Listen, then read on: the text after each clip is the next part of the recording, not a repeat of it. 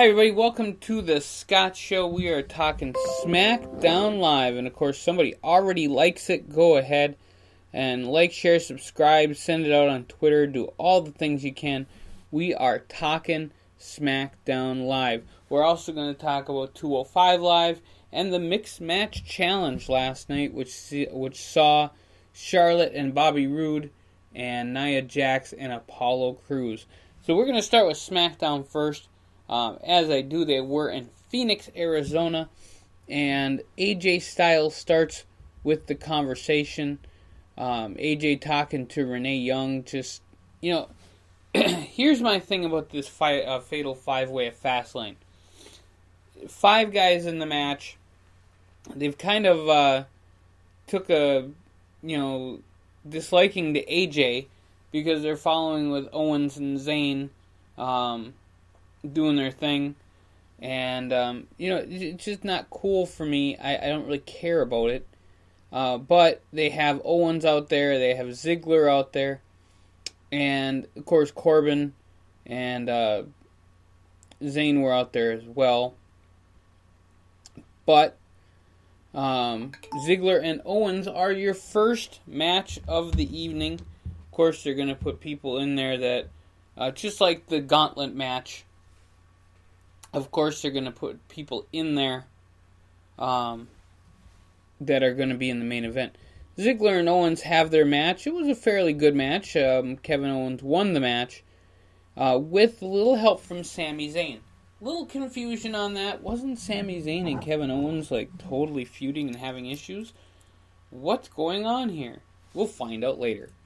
Then they show Jinder Mahal and Sunil Singh come out, and they're talking about Bobby Roode's top 10 list, and the fact that he voted for himself at number 1. Then Bobby Roode comes out and says it wasn't his list.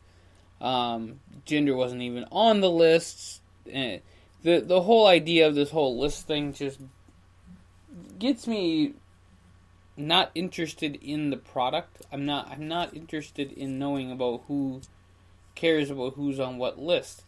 If you liked or disliked by your own colleagues, it does not matter to me as long as you're liked or disliked by the audience that pays to see you. Just kind of my thought on that. So Jinder tries to get Roode to talk about how much he doesn't like Randy Orton. It looks like there'll be a 3-way match between Roode, Jinder, and Orton. Of course, Orton comes out. And then you have in the back that they want Shane says they want to see Orton and Roode. That's going to be the match at Fastlane. I'm cool with that match. I'm cool with Roode and Orton. But I think I see where WrestleMania is going for these 3 gentlemen, including Jinder. Triple threat match, that's where it's going. Then you had Charlotte Flair, Naomi, and Becky Lynch against the Riot Squad. Folks, I'm not excited about a 6-man or a 6-woman match. It's just one of those things. I want to see. I'm cool with tag teams. I'm cool with singles matches. 6-man matches just kind of drive me nuts a little bit. But it was Flair, Naomi, and Lynch against the Riot Squad. The Riot Squad won. Becky took the pin. I don't know why they're pinning Becky. It just does not make sense to me. Shout out and a big time thumbs up to Liv Morgan for taking care of the business of the good business of the people. She did amazing. Probably one of the better people in the match was Liv Morgan. Now, Kevin Owens and Sami Zayn have a conversation. Sami Zayn says, hey, it's better to be your friend than not be your friend. We need to work together. And all this other stuff. And he talks about, he'll take out all the people in the Fatal 5-Way. And I think that this is going to lead to Owens and Zayn at Mania, which will be an interesting match, but I don't see it being a selling point like Jericho Owens last year, so a little weird. Number 1 contenders match, the New Day versus Shelton and Chad Gable. Here's my first question. Why is the Bludgeon Brothers not being the number 1 contenders? They are the best team out there right now, and I love myself some New Day. Big E is, he's awesome. But the Bludgeon Brothers should be the contenders. That's just what I think. So they're going to have the Usos and the New Day at Fastlane, and I just kind of said it, the New Day won the match. It really wouldn't make sense for Chad Gable and Shelton to win the match after they got beat 2 straight by the Usos before. Let's just hope the New Day wins and they can go to Mania and defend the titles against maybe the Bludgeon Brothers. Hell, maybe just throw all the teams out there and just do some kind of weird thing. Just make it interesting, that's all I ask. So, I think they screwed up last night, and they had Charlotte's video first, and it said if she has to put the title online to get Ruby Riott, so be it, which is fine. But then Ruby did her little interview and said, Charlotte, if you want a piece of me, put your title online. So I think that they did them absolutely wrong. I'll find out in future things. The Bludgeon Brothers had opponents.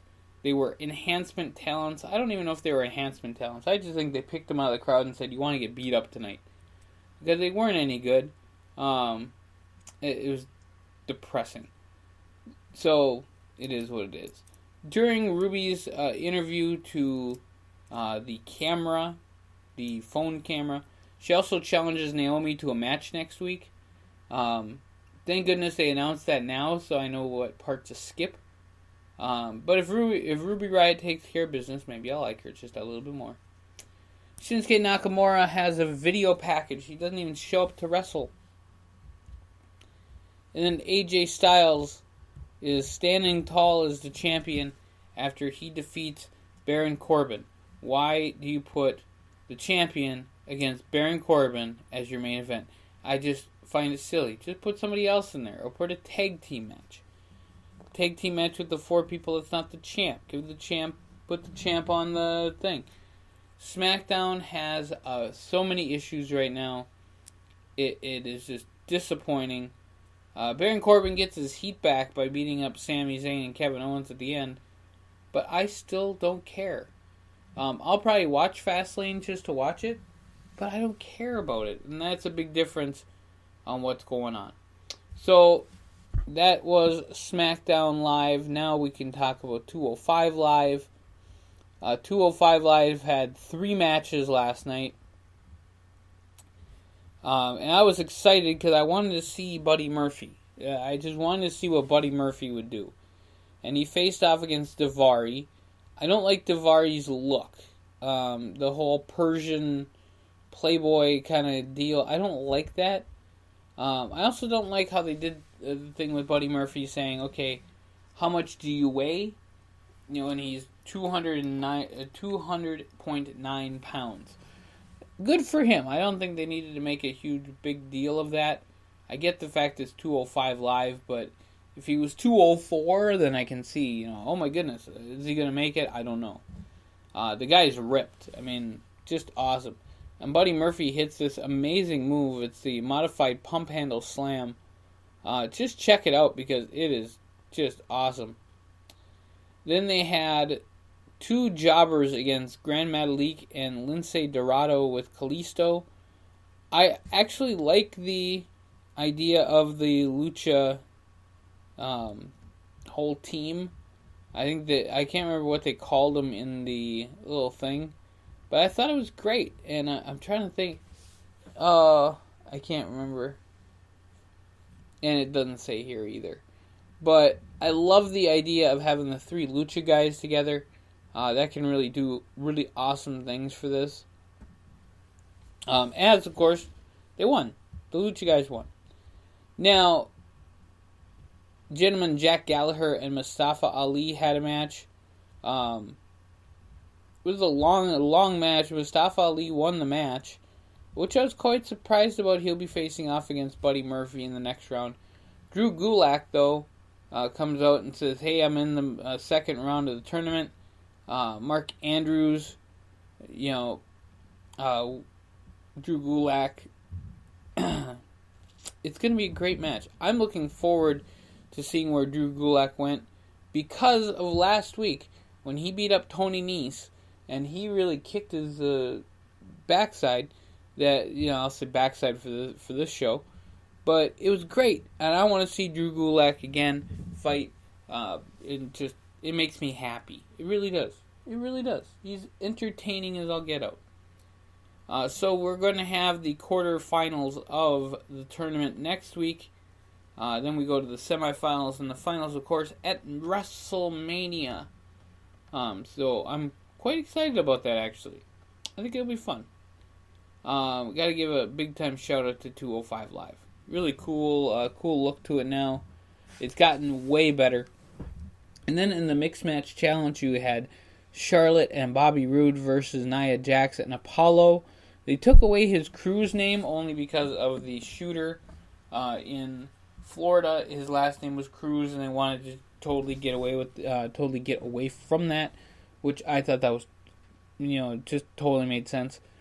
Titus Worldwide came out. There were some really great spots with Dana Brooke and Charlotte. And at the end, though, Bobby Roode hits Apollo with the glorious DDT for the pin and the win. The one thing everybody's talking about is Charlotte and her very terrible moonsault. It looked bad, folks. It really looked bad. It was as bad as that singer from the NBA playoffs or NBA All-Star game, which was terrible too. But anyway, so 205 Live, Mixed Match Challenge, and SmackDown all completed. Great stuff, mostly in 205 Live and Mixed Match Challenge. They kept Nia Jax strong. That's what they needed to do at the end of the day. Even though they set her up with Apollo as her partner in the challenge. Blows my mind. Alright, folks. Well, I want to thank you guys for checking out the Scott Show, the wrestling show. You guys have a great rest of your day, and we'll catch you here real soon on thescottshow.com.